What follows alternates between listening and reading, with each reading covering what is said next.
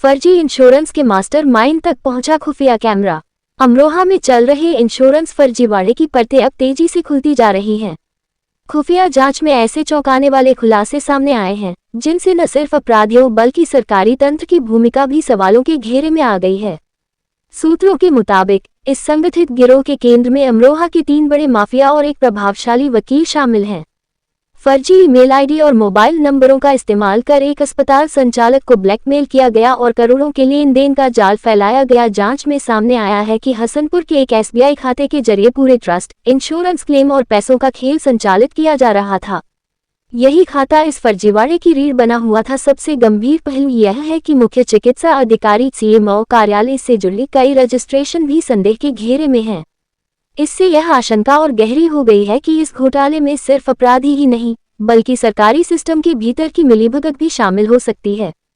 सूत्रों का दावा है कि यह घोटाला गोरखपुर के चर्चित बीमा फर्जीवाड़े से भी कहीं बड़ा साबित हो सकता है। नेटवर्क इतना मजबूत है कि अब तक जिले का सबसे बड़ा किंगपिन न तो मीडिया के सामने आया है और न ही पुलिस की सीधी गिरफ्त में। बताया जा रहा है कि यह मास्टरमाइंड हसनपुर में बैठकर पूरे जिले में इंश्योरेंस फर्जी घोटाले का संचालन कर रहा है। लेकिन हैरानी की बात यह है कि सब कुछ सामने आने के बावजूद वह अब भी कानून की पकड़ से बाहर है।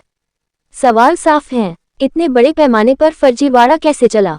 बैंक, अस्पताल और सरकारी रजिस्ट्रेशन में गड़बड़ी किसके संरक्षण में हुई? आखिर कब तक मास्टरमाइंड बचता रहेगा? दुष्यंत जी, एक पेशेंट था सिंपी रानी, ये एडमिट हुए थे आपके यहाँ पे 3/9/25 को।